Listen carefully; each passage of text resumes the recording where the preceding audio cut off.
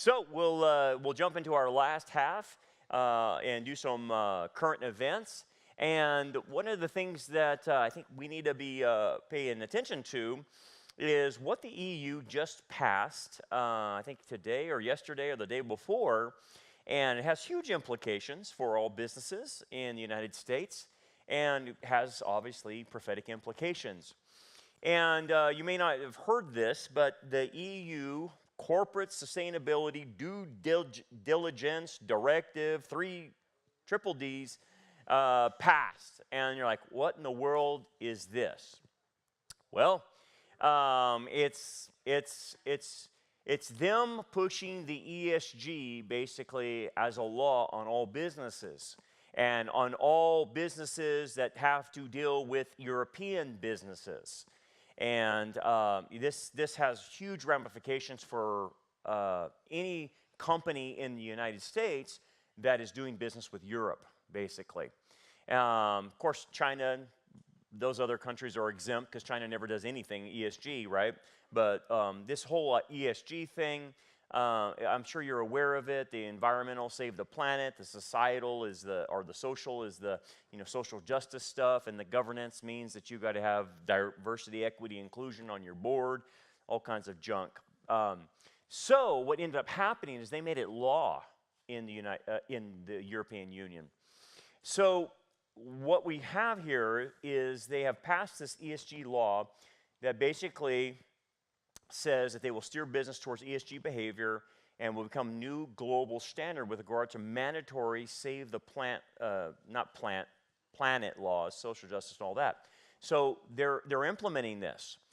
Now, to understand a few things about this, it establishes a corporate due diligence. That's the key word in all of this, standard on sustainability.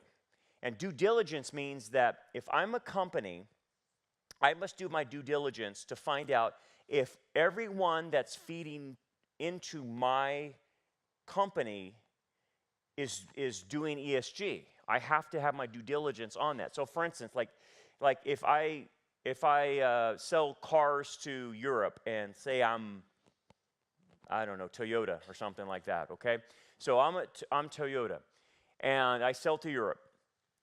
I have to make sure that I, as Toyota, practice ESG, but then everybody that makes parts for me.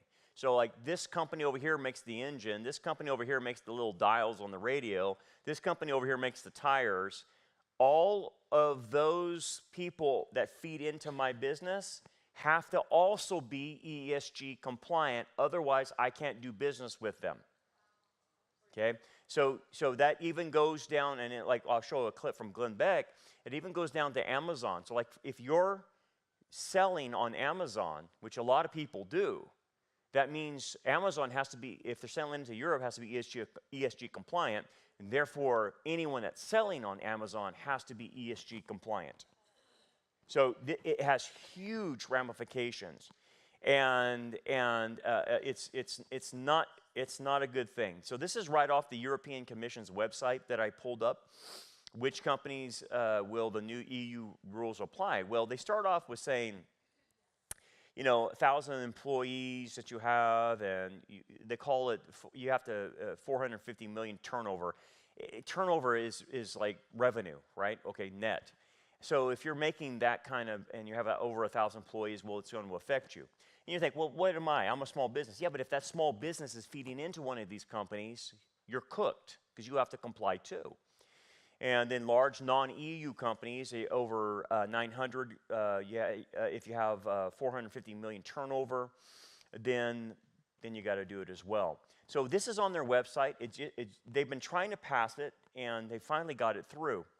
So as like Glenn Beck talked about it, he said, our society through corporate decision-making and business partnerships are going to be forced to conform with the European rules, values, and the environmental standards because the law will affect American companies as well. Social justice metrics have to be officially be imposed on America. The rule is directly pointed at companies that sell $500 million worth of product, and any company that does business with those companies will have to comply with the new rules. So this is not good. So let me play back for a while. It's about 5 minutes But listen to what he has to say about this. He took it pretty seriously, and I think he's onto something. Now it's official and it's in writing, and so I'm going to explain it and tell you what it is and what it's going to do.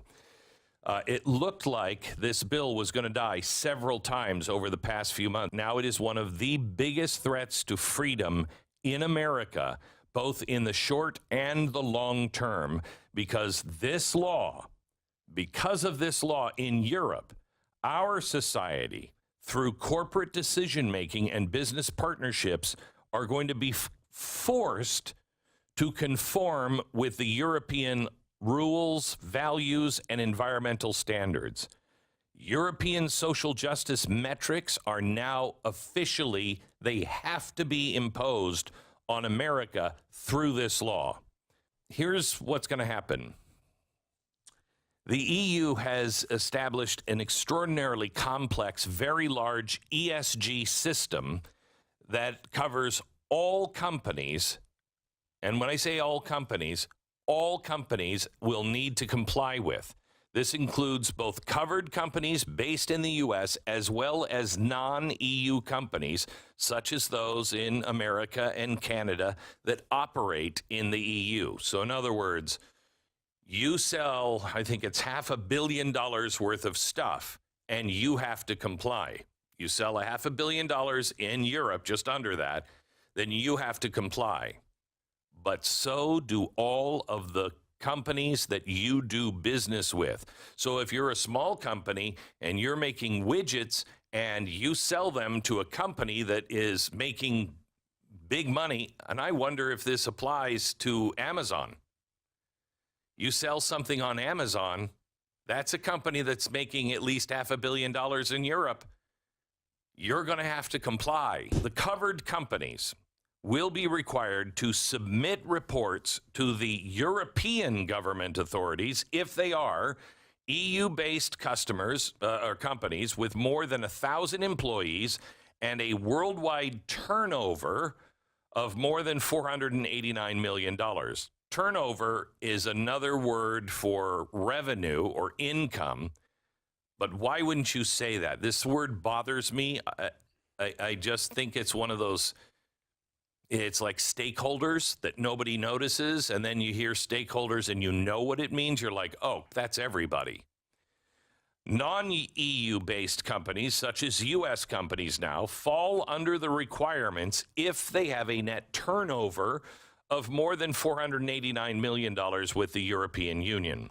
Franchise and licensing agreements, as well as subsidiaries of larger companies, will also fall under the EU's ESG regime.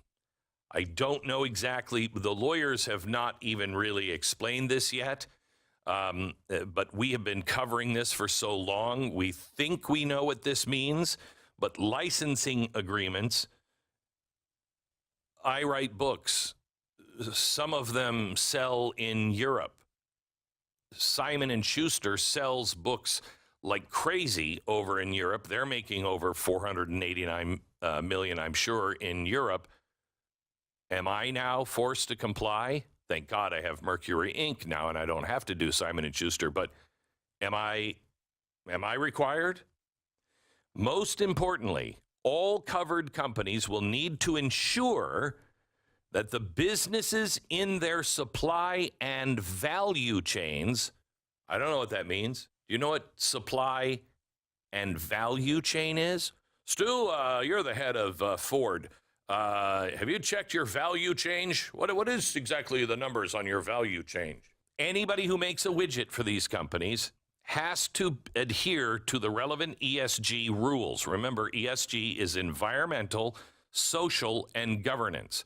So, do you have enough, gay, black, hermaphrodites that only have one leg? Do you have them on your board? Well, why not? That's your governance part. Social is all of the social justice that we've been fighting. And E, of course, is environment. This bill, by the way, will destroy the petroleum industry. And don't worry, petroleum is not used in anything. Nothing in petroleum. This will indirectly impose Europe's ESG standards on countless American companies, including many small businesses. All covered companies will need to create climate change transition plans, prevention action plans, establish contractual assurances from a direct business partner that it will ensure compliance with the business's prevention action plan. So, you make a widget, but you don't sell it to Ford. You sell it to somebody that is making radios for Ford. You don't have anything to do with Ford. But if you want to sell a widget to another company that does business with Ford, or sell it to another company that company sells to another company to sell to Ford, you see how this is working? And if you don't comply in America, you cannot sell anything in Europe. Individual countries will write their own laws in accordance with this new EU ESG law. Each country in the EU will be responsible for enforcing its rules and issuing punishments. Civilian and activist groups also are covered in this bill. Activist groups can bring private cause of action against companies for failing to meet guidelines. Well, open up the floodgates for attorneys right there. The EU requirements are going to be phased in beginning in 2027. Let's talk about the few things he said. Civilian and activist groups can bring private cause of action against companies who don't meet guidelines. So if you're a company, then some civilian or activist groups can actually sue you for not being ESG compliant. Now, again, if you're not a Christian and you're some CEO of a company, what do you think you're going to do? You're going to go along with this. You're going to go along with this, okay? Now, like he says, like when they transition to this ESG compliant, the businesses are going to bear the cost. This is coming from the EU Commission. The cost of establishing and operating the due diligence process will go to the businesses. Transition costs, including expenditures and investments to adapt the company's own operations and value chains to comply with due diligence obligation if needed. So basically, we're going to make the companies pay for this. Now, again, you just went through several years ago when all the companies, the small, medium companies, were basically put out of business, right? Because they can't stay at the level of the corporations, of the Home Depots and the Lowe's and the McDonald's and stuff like that. So the mom and pops are put out of business. The only way you're going to be able to comply is if you have a boatload of money to be able to transition your business to be ESG compliant. And who has that? Well, the only ones that have that kind of money are the large corporations. So basically what they're doing is, look, we're going to put you out of business. If you can't comply, you're out of business. And I'm sorry, you don't have the money to be ESG compliant. I'm sorry, we can't do business with you. And now you're out of business.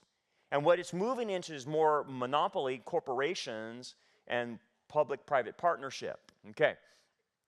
How will the rules be enforced? Well, you have administration supervision. Member states will designate an authority to supervise and enforce the rules, including through injunctive orders and effective, proportionate, and dissuasive penalties, basically fines. At the European level, the Commission will set up a European network supervisor authority that will bring together representatives of national bodies to ensure a coordinated approach. So they're going to create some type of arm for this to supervise companies. This is coming from the European Commission. Civil liability. Member states will ensure that victims get compensated for damages. What victims? Resulting from intentional or negligent failure to carry out due diligence. What is the due diligence? That I'm doing ESG. So if I do not, like he said, put the one-legged hermaphrodite on my board, okay, then that one-legged hermaphrodite can sue me because I'm not ESG compliant.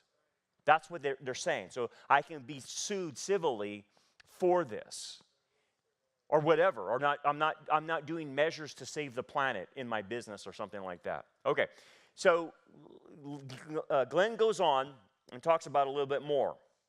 So go ahead and listen to him. It's about 5 more minutes, okay? Now, let me get into the actual requirements that we can. This is a very complex and very big bill. There's not a single long list of specific rules that companies need to comply with.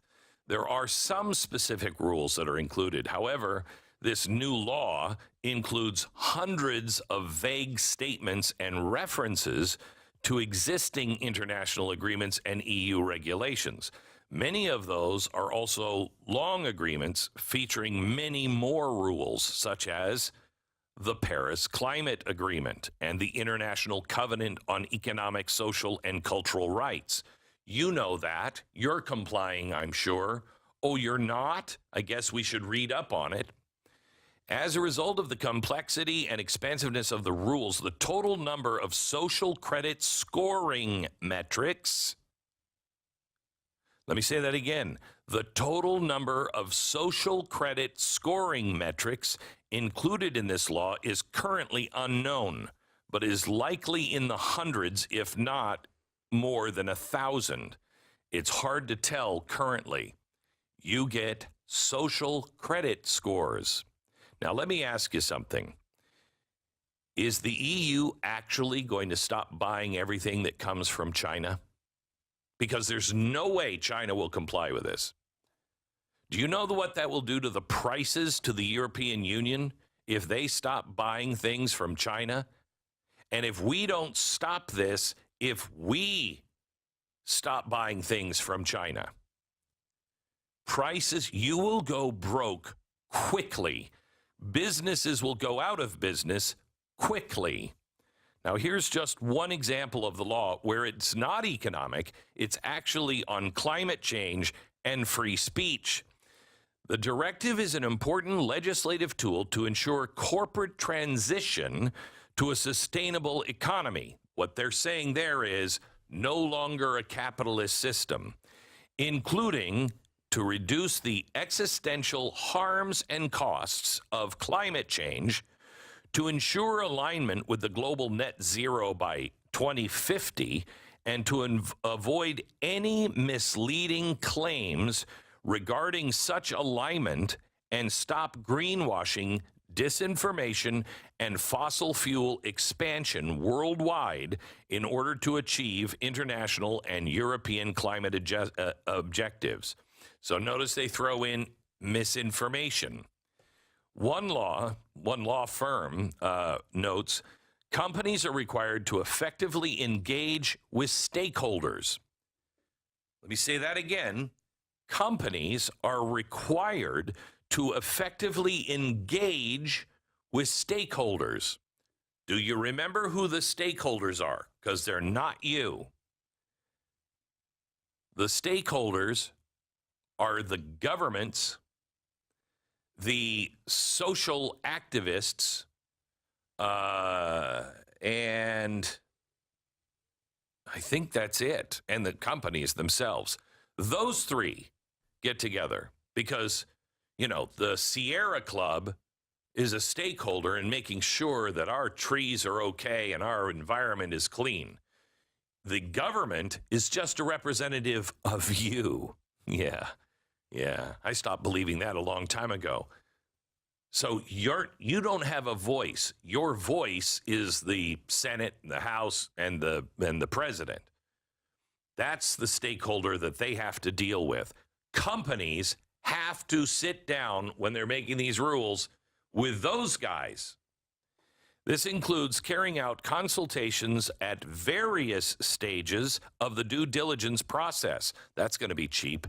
During which companies must provide comprehensive information.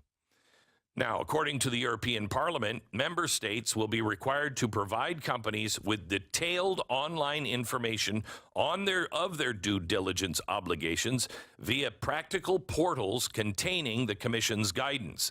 They will also create or design and designate a supervisory authority to investigate and impose penalties on any non-compliant firms.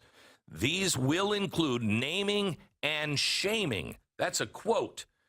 This will include, in quotes, naming and shaming and fines of up to 5% of the company's net worldwide turnover.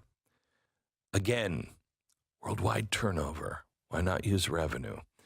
Additionally, a breach of certain CSDDD obligations, that's the catchy acronym for it, may result in civil liability for damages. However, a company cannot be held liable for any damage caused by its business partners in its chain of activities.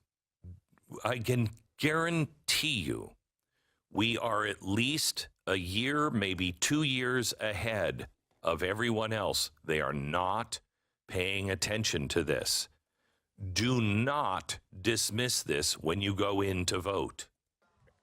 So, just a couple things that he said. The scoring metrics, he said what they're reading on the European Commission is probably over 1,000 scoring metrics on that, okay? That's, again, social credit score. Like we said, they can bring private cause that can sue. It's in accord to the Paris Climate Agreement. Remember, Trump got us out of that. Biden put us right back into it, right? And then it's according to the International Covenant of Economic, Social, and Cultural Rights, as he mentioned. Now, when I looked this up on the United Nations website, and again, anyone can go look this up all you want, and they tell you what they want. So basically, when you look at this was established like, I think in the 40s, right? 45, 44, or something like that. And what it really is the creation of positive rights. As I looked through it, it was like, well, we're going to provide education, we're going to provide housing, all these positive rights that you hear them talk about, that none of that comes from the Bible, by the way. Positive rights come from the government. We don't believe our rights come from the government, because governments, in order to give positive rights, you have to understand this. When a government says, I believe that we should erase college debt, okay, Biden wants to erase college debt, even though the Supreme Court said you're not going to do that. That's a right for these kids. In order to give a positive right from the government, you have to take away other people's rights. That's the only way you can give a positive right. So when you look at inalienable rights that come from like the Ten Commandments, they're in the negative because they already belong to you. So the only thing that you can do is lose them by somebody tries to take them from you. But there's no, government gives positive rights. Well, that's what the UN does. It's saying we should have this, we should have that, and the question is, well, who's going to pay for it?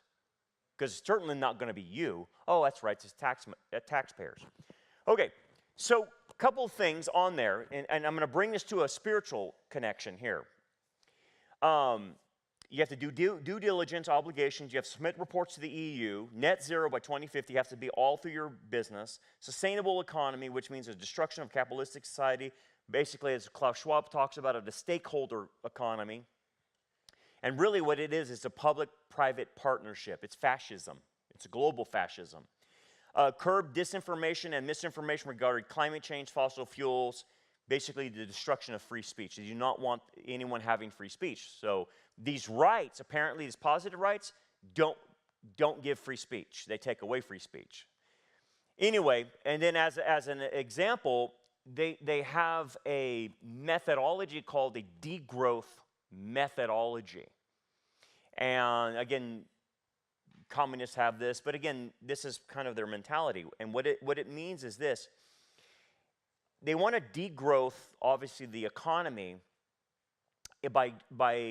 and their mentality is economic output increases carbon emissions. So the better the economics are of a country, the more carbon emissions come out, okay? This is stupid logic, okay? This is just the stupidity of these people, okay? So they say there's a correlation between that, okay? So for them, the best way to fight a climate change is for wealthy nations to cut back on their consumption and reduce their material throughput, okay? That creates demand for energy and drives GDP. So the degrowth movement has swelled in recent years, particularly in Europe and in academic circles. These idiots at these Ivy League places talk about this. And obviously the theory has dramatic implications. Like I said last week, what do they want? Well, if I can't kill the population and economic output is correlated to carbon emissions, then we have to reduce our economic output to reduce our carbon emissions, and that means we need to make everyone poor. Okay? We need to make everyone poor. So that's how we're going to reduce carbon emissions. Again, I showed you that last week, and here we are again. It's a degrowth movement. So instead of finding carbon neutral ways to power our luxurious modern lifestyles, they say, degrowth would require us to surrender material comforts. So one of the leading proponents suggests imposing a hard cap on total national energy use, which would ratchet down every year. Well, what do you mean? Energy-intensive activities might be banned outright or taxed to a near oblivion. For instance, say goodbye to perhaps to hamburgers, SUVs. They wouldn't sell them anymore. Your annual cross-country flight home for your holidays, they're not going to let you do that type of thing. Prohibited from setting your thermostat too cold in the summer, too hot in the winter. To keep frivolous spending down, the government might decide which products are wasteful and ban advertising for them. Slower growth would require less labor. So guess what? So the government would shorten the work week and guarantee a job for every person. That's what we're talking about. Okay? That's called the degrowth movement. That's what's involved in this. That's why Glenn Beck is freaking out about it and did a whole 18-minute episode on it because of the implications of the Europeans doing this, which we know our Senate and our White House would go right along with this. They have no problem doing that, okay? So again, what gets created? A supervisor authority to investigate and enforce penalties for non-compliant companies. Like Glenn Beck said, the naming and shaming, it's right there. It's quote, unquote. They will name and then they will shame. That's what they said, okay? And think about this. A 5% fine on company revenues. Let's say I make 400 or let's $500 million. They're going to take 5% of $500 million if I'm not ESG compliant. 5%? You see the money-making scheme here? Oh my goodness, 5% of fines? Multi-million-dollar corporations? Yeah. Now let's bring it together.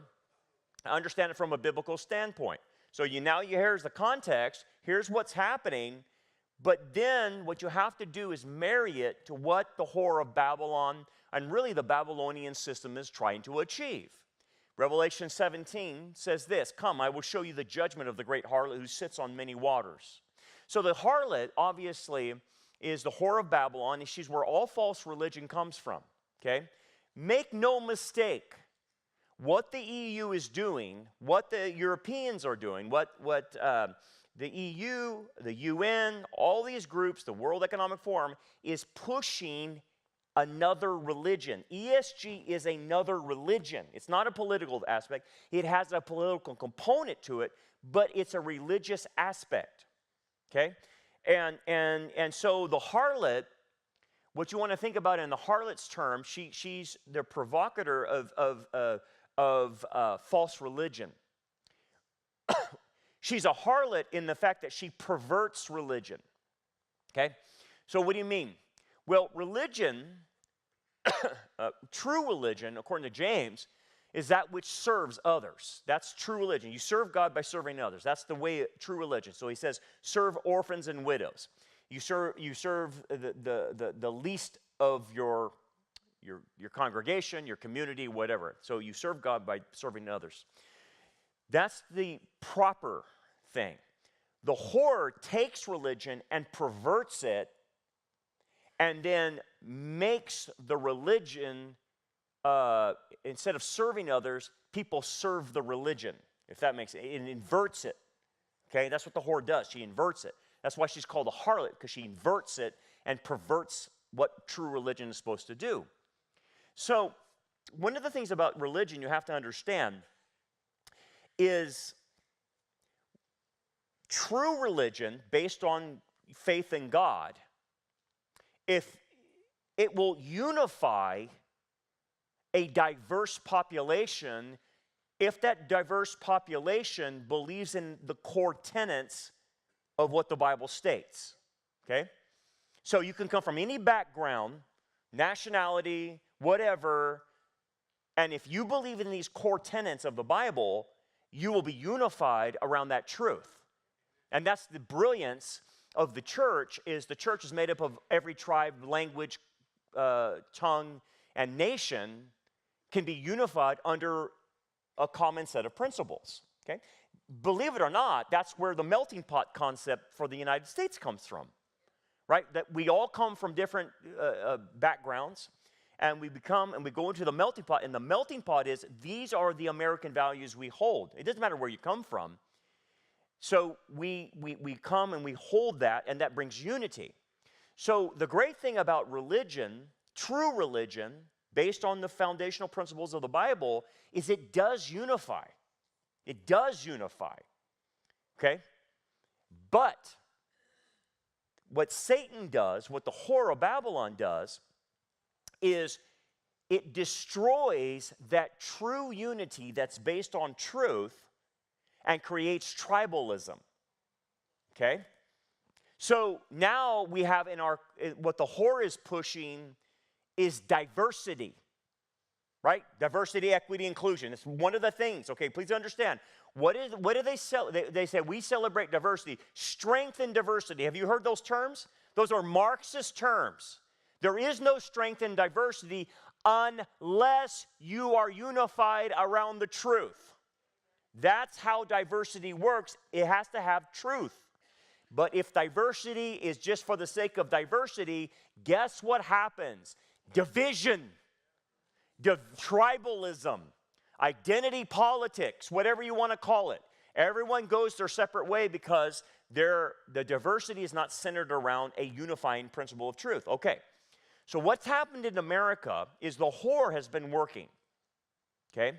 So she has sent diversity, equity, inclusion, ESG scores into the United States, and that has caused tribalism in the United States, which is breaking up our national unity surrounding a certain set of principles, particularly in the church of truth.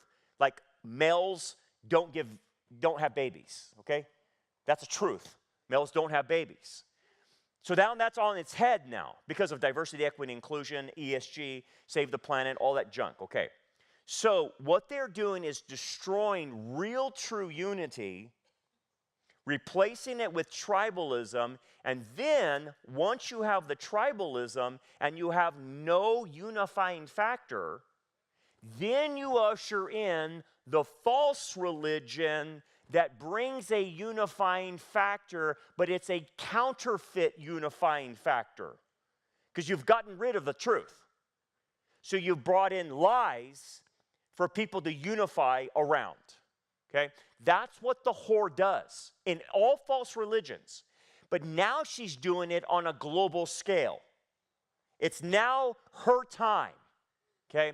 So with the formation of a new unity, that's what you're seeing the companies do, is create a new unifying principle, ESG, diversity, equity, inclusion, all that junk. It's all religious practices, and unifying the whole world in this new supra-religion, which is the whore, okay? Notice what she does. With whom the kings of the earth, who are the kings? The leaders of countries committed fornication. What does that mean? It means that they're doing a deal with her religiously, that they're selling themselves out for what the whore can give them. And it's using that in a sexual term of saying, look, they're doing a deal with her to promote her, and then she gives something back to them, right? So they're using her, she uses them for what she can get. Okay, and also the inhabitants of the earth were made drunk with the wine of her fornication. Again, the wine of her fornication is her false religion and unifying principle. So it makes people drunk in the fact that they don't think straight. For example, if you believe a man can have a baby, you're intoxicated by the wine of her fornication.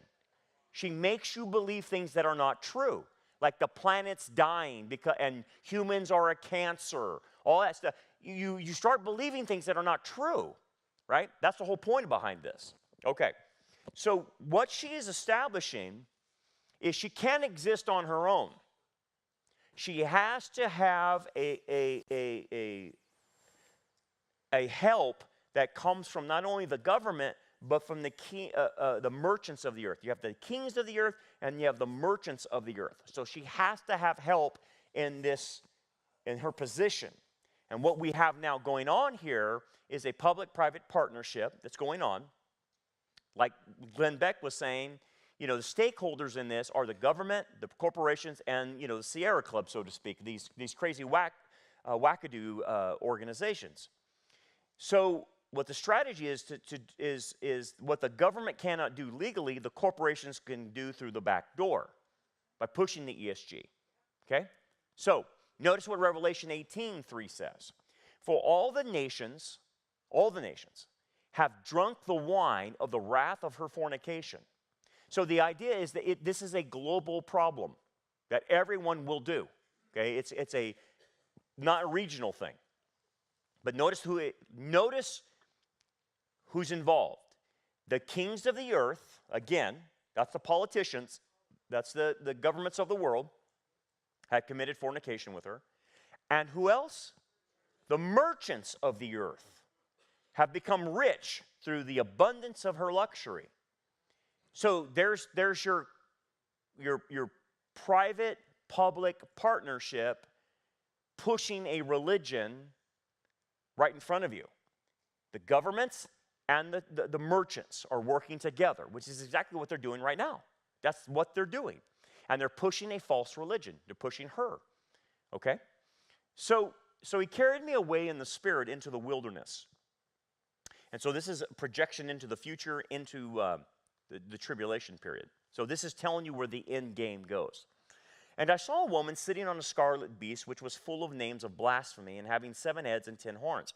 Well, that's real simple to understand in the sense that is the beast government that will be in effect during the tribulation.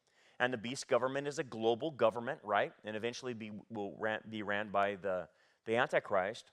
But in the process, before the Antichrist takes the global government, it is ran by 10 kings, 10 global regional kings who oversee the entire planet, okay?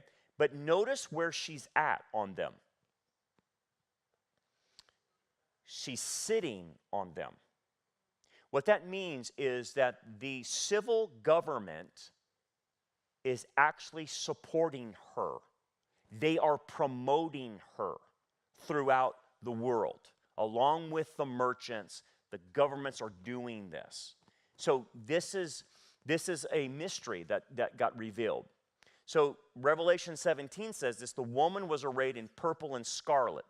So she's getting very rich off of this, by the way, adorned with gold and precious stones and pearls, having in her hand a golden cup full of abominations and of the filthiness of her fornication. Why? Because everything she pushes in her religion is antithetical to the Bible. The Bible says there are male and females, it says there's 52, right? It's everything is totally opposite of what God said. God created the heavens and the earth. It says, no, you were here through evolution, or aliens put you here, or something like that. Everything is like the opposite, right? So that's the filthiness of her fornication. And the problem is she gets rich off of this. Again, I've showed you some of the aspects of it. The fines, if you don't comply with the whore, are like 5%. Again, you're making $500,000, I mean not $500,000, but $500 million as a company, and you have to give 5% because you're not compliant. You can see how the whore would become very wealthy, right? She gets really rich off of this. So whoever's controlling her is getting the money for this, okay? And it says this, mystery. Now, when you see the word mystery, it means that this is something that was not revealed in the Old Testament, but is now being revealed in the New Testament. So this is the second satanic mystery. And the mystery is Babylon the Great, the mother of harlots, and of the abominations of the earth. And we think, well, that's not a mystery. You're right. That's not the mystery aspect of her. We already know she's the harlot. We already know she's the mother. She's the abomination. We already know that all the false religions come from the whore. That's the Old Testament. What was the mystery? The mystery is that she rides on the beast. That was the mystery that no one knew in the Old Testament. They knew the whore, but they didn't realize that the civil government would actually support her and push her agenda. Now, why? Well, first of all, you have to understand the nature of religion. You have to have a unifying factor. Even if the unifying factor is not true, you still have to have a unifying factor. So Constantine, like I showed you with the church of Pergamum, what did he do to unify the Roman Empire? He made Christianity the official religion of the empire. And he used Christianity as a tool to unify. Even though he didn't show any really good signs of him being really a believer or not, he did understand the purpose of religion. So most people who are smart and want to control people realize you can't just come at people with a totally secular mentality. People won't buy it. You have to come with people with a form of religion, but that denies the power therein. So you have to unify people with religion, even though it's false. And that's what they're doing. This is a religion. And she's the mother of the harlots. Okay. Then he said to me, the waters which you saw where the harlot sits are peoples, multitudes, nations, and tongues. So he explains, she comes from the people. The people are promoting her as well. Everybody is promoting her. So it's a unifying factor, okay? And the 10 horns which you saw on the beast, these will hate the harlot, make her desolate and naked, eat her flesh, and burn her with fire. And you're like, what? That doesn't make any sense. It totally makes sense. You understand, the people at the top know that what they're pushing is false. But everyone under them is a useful idiot and believes the false narrative, like the planet's dying because of humans. The ones at the top don't believe that. They don't believe any of that junk, okay? They're just using the false religion to get unity. You really think that the ones at the top think there's 52 genders? They're using the LGBT community. And once they're done with them, they will destroy them. You understand? That's how revolutions work. They use a bunch of useful idiots who actually believe in the junk, and then they kill them at the end. So notice what they do with the whore. Once they get into power and they don't need her anymore, once they have taken full control, they hate the harlot. They don't even like what they're pushing. They're using Islam, they're using the LGBT, they're using the transgender, they're using all that junk. They hate the harlot, and they will make her desolate and naked, eat her flesh, and burn her with fire. They're going to destroy her once they get power. But in order to get the power, you have to have a unifying religion to unite everyone around. That's what they're doing. So they don't even believe this, okay? That's what he's trying to say. So now we have God involved in this. He's allowing this. For God has put it into their hearts to fulfill his purpose. This is why this is going on. This is why the ESG, the DEI scores are happening. God is allowing this because we're living in the last days. To be of one mind and to give their kingdom to the beast, which that's the ultimate goal. So they have to get rid of her so they can give it to the Antichrist until the words of God are fulfilled. So everything you're seeing is according to plan. And the woman whom you saw is the great city which reigns over the kings of the earth. So that's not a mystery. The great city is Babylon. Well, don't spiritualize this because that's a mistake. Don't spiritualize Babylon because Babylon, people say, well, it's New York City, it's London, it's this, it's that. No. To stay hermeneutically consistent, Babylon is always Babylon. So let me substantiate this for you. Revelation 14:8. And another angel followed, saying, Babylon is fallen, the great city, because she has made all nations drink of the wine of the wrath of her fornication. And I know what you're saying. If I look today, on Google Earth and I go to where Babylon was, all you're going to see is the ruins there. That's all you're going to see in Iraq is ruins. And people are going to say that it's saying, look, the great city is there. It's in Iraq. It's destroyed there. And then if I bring in Zechariah 5, I substantiate it even more. Then the angel who talked with me came out and said to me, lift your eyes now and see what this is that goes forth. So I asked, what is it? And he said, it is a basket that is going forth. What kind of basket? Well, that's an ephah. You know what an ephah is? It's what you would do business with, and you trade spices and fruits and vegetables and different things like that. You used ephahs. And so this is a trading device which represents economy. Okay? That's what the ephah represents. It represents an economy. So it is an economy that is going forth. Okay? Where does it go? He also said, this is their resemblance throughout the earth. Here is a lead disc lifted up, and this is a woman sitting inside the basket. Then he said, this is wickedness. And he thrust her down into the basket and threw the lead cover over its mouth. Let's unpack that just a little bit. So we have an ephah, which represents an economy. Okay? But notice that it has a lead disc lifted up that will shove down the whore inside the economy.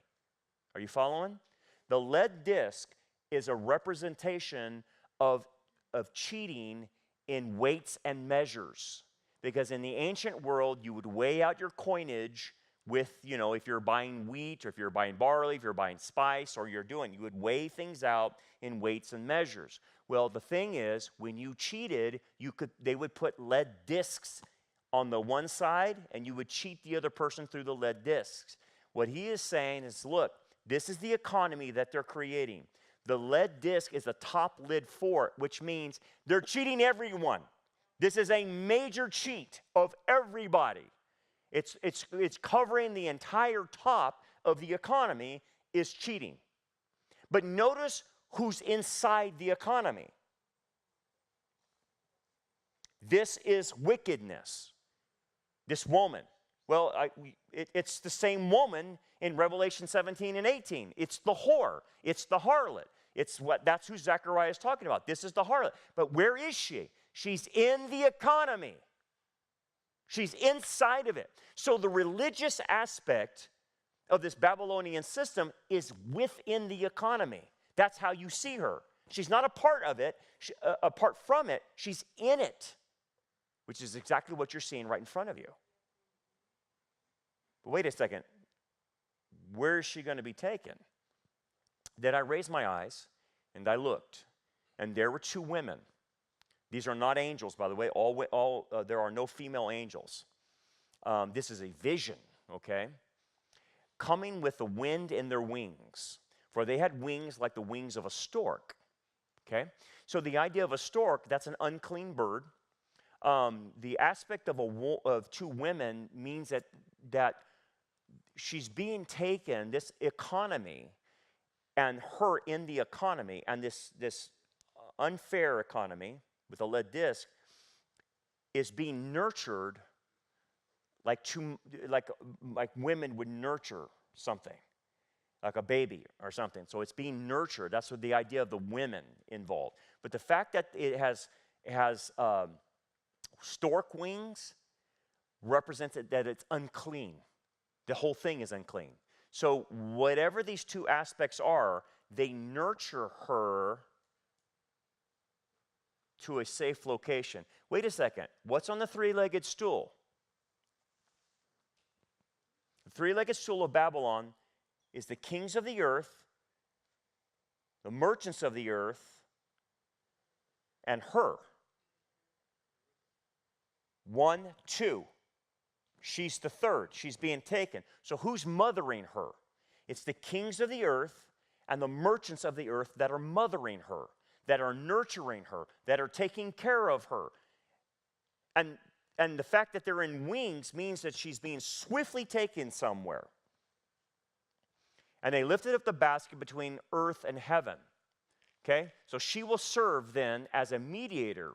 That's the idea. When Christ was crucified, he was the mediator between heaven and earth, wasn't he? And he was lifted up. That meant that he was not touching the earth and he was not in heaven, but he was in between. He was lifted up between. He's the one mediator between God and man. But notice what they're doing. They're lifting her up between heaven and earth. She's a counterfeit to the mediation between God and man. They're using her in that regard, if you're seeing this. Okay? So I said to the angel who talked with me, "Where are you carrying the basket?" And he said to me, "To build a house for it in the land of Shinar. When it is ready, the basket will be set there on its base." Well, if I look at the ancient word for Shinar, and guess where that leads me? Right smack dab in the middle of Iraq. That's where it leads me. And Shinar is where Babylon was built. And what Zechariah the prophet is saying, what they're doing right now in the EU will not stay in the EU. It will not stay in the United States. Yes, it will be global, but the center of it will be taken to Iraq, and they're protected by the kings of the earth and the merchants of the earth, because that's where she's destroyed, and the kings of the earth and the merchants of the earth mourn for her once she is destroyed there in one day. Babylon, the great city. So what I'm telling you is it takes just an amount of faith to believe that one day Iraq, believe it or not, will be the center of all economic and commercial transactions, and that will be the headquarters of the Antichrist. How that happens, I don't know. But I'm just following Scripture. Now, again, you're going to take a lot on faith, because Babylon means Babylon, but you say, well, nothing's there. Well, that would be the same argument you would make to me before 1948 about Israel.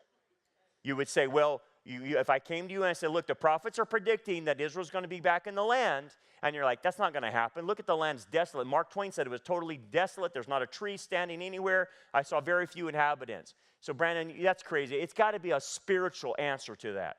But 1948 happened, and what was the answer? It was literal, wasn't it? They became a nation in one day, the nation of Israel. So, the same is true about Babylon. Even though there's nothing there yet, what the Bible says, that the storks will take her there. The merchants and the kings of the earth will take her there, and she's, why? When it is ready, the basket will be set there on its base. So it will be created. There will be a base for her, like an idol, but a base in which she operates unencumbered, where she's protected in that area. Now, the question then becomes, why does she need to be protected in that area? Why does she need to be moved to Iraq? Why is she not protected in London? Why is she not protected in New York or China or wherever? Why does she have to be taken to the Middle East in Iraq and protected there? Why does the Antichrist build his headquarters there?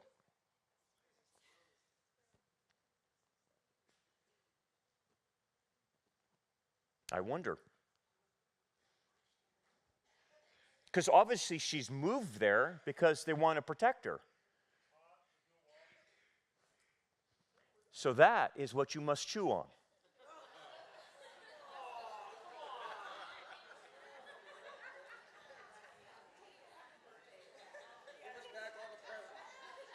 I'll give you back the presents. Terry's wanting the presents back.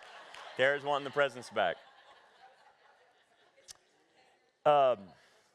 Yeah, so you'll have to wait till we resume back in August, because this is one you need to study.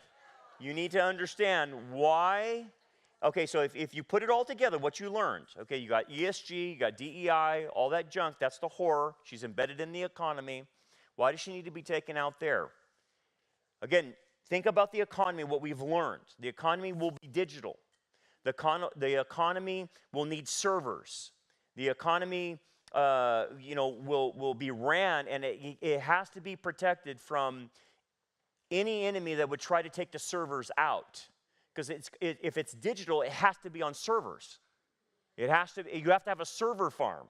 You have to have huge areas in which, if you're going to control the entire economy from one place, it has to be very protected, and you have to have a lot of space, and you have to have a lot of sunlight if you're going to run it off solar.